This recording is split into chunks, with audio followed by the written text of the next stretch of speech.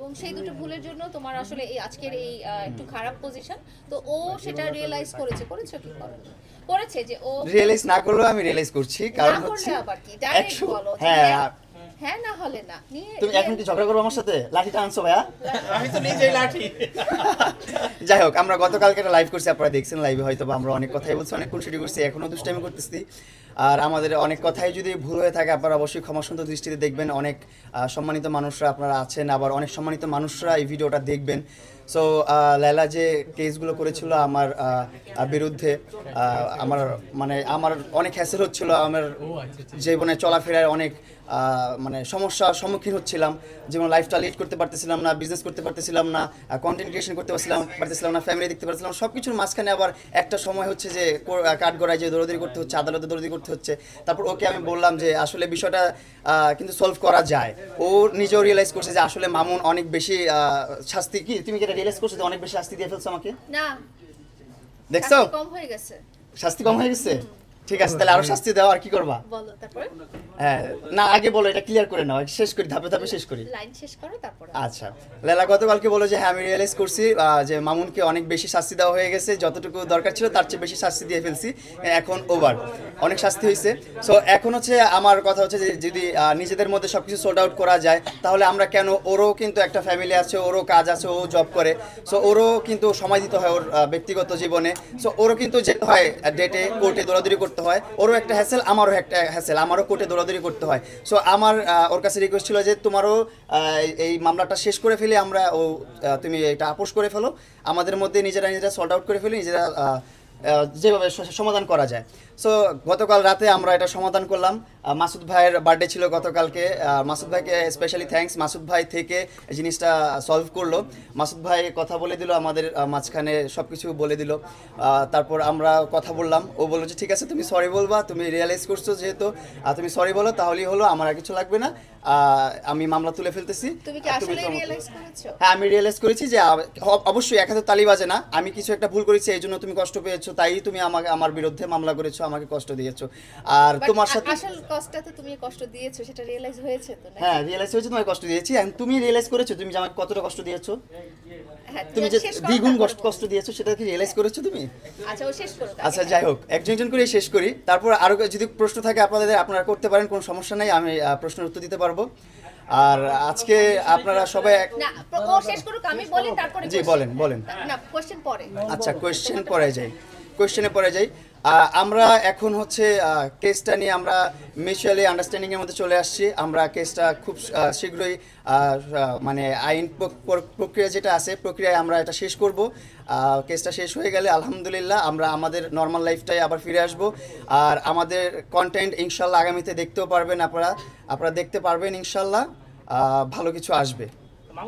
আচ্ছা কোশ্চেন পরে আমি বলি।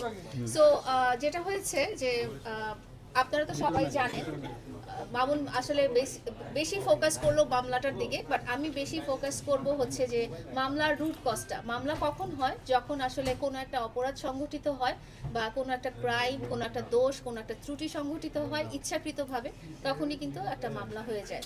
তো মামুন আমাকে কষ্ট দিয়েছে, মামুন আমাকে অনেক বেশি কষ্ট দিয়েছে, কষ্টের মধ্যে রেখেছিল সারা 4 বছর ভালোবাসার পরে। তো সেটার জন্যই কিন্তু আসলে মামলাগুলো চলে আসছিল। তো একটা স্টেজে 1 বছর পরে যখন মামুন আমাকে বললো যে না, ও আসলে রিয়েলাইজ করেছে যে আমাকে কষ্ট দেওয়া হয়েছে, তাই না? হ্যাঁ বলো। হ্যাঁ তারপর বলো। হ্যাঁ, ও রিয়েলাইজ করেছে যে আমাকে কষ্ট দিয়েছে, এবং ও সরি বলেছে আমাকে। ও আমাকে মাসুদ ভাইয়ার সামনে সরি বলেছে। মাসুদ ভাইয়ের সামনে না, আমি এখনো বলছি, আমি যদি আমার কোনো কথায় বা আমার কোনো কাজকর্ম যদি লায়লা কষ্ট পেয়ে থাকে, আমি লায়লার কাছে দুঃখিত। লায়লা তুমি আমাকে ক্ষমা সুন্দর দৃষ্টিতে দেখো। আর হচ্ছে আমি এখন তুমি পরেরটা বলো আগে। আমার কথা হচ্ছে যে আল্লাহ তাআলাই ক্ষমা করে দেন আমরা যত রকম অপরাধ তো তুমি আগে ক্ষমাটা চাও না এখন? তো মামুন তো আমার ভালোবাসার মানুষ, ও যদি আমার কাছে সরি বলে, এটা তো আমি সবসময় আপনাদেরকে বলে এসেছি যে ও সরি বললেই ওর জন্য মাফ। আর কিছু লাগবে না, আমি আর কিছুই চাই না। ওর সরিটাই এনাফ, ওর রিয়েলাইজেশনটা এনাফ, এবং ওর জন্য আমি আবার আরেকটা বলেছিলাম যে ও পৃথিবীর আর কারোর সাথেই এরকম কষ্ট দিতে পারবে না আমাকে যেরকম কষ্ট দিয়েছে, এটাও সে রাজি হয়েছে না? তো যেহেতু আমাদের দুজনের মধ্যে একটা মিউচুয়াল আন্ডারস্ট্যান্ডিং হয়ে গেছে এবং ও রিয়েলাইজ করেছে কেউ যখন অপরাধ করে সে যখন বুঝতে পারে যে আমি অপরাধটা করেছি এবং এটা ভুল হয়েছে, আমি নিজেকে শুধরে নিব, তখন তাকে শুধরে দেওয়ার সুযোগ দেওয়া উচিত, এবং সেই সুযোগটা আমি মামুনকে সারা জীবনের জন্য দিয়ে দিচ্ছি আজকে। থ্যাংক ইউ সো মাচ লায়লাকে আমাকে আবার একটা চান্স দেওয়ার জন্য। আমার এই জীবন থেকে যে কষ্টগুলো ছিল এগুলো তুলে নিবে বলেছে, এখনো তুলে নিবে যেহেতু বলেছে, ইনশাল্লাহ তুলে নিবে। হ্যাঁ, এইটাই আমার জন্য অনেক বড় একটা পাওয়া, এটাই আমার চাওয়া ছিল ওর কাছে, আর কোনো কিছু চাওয়া নাই।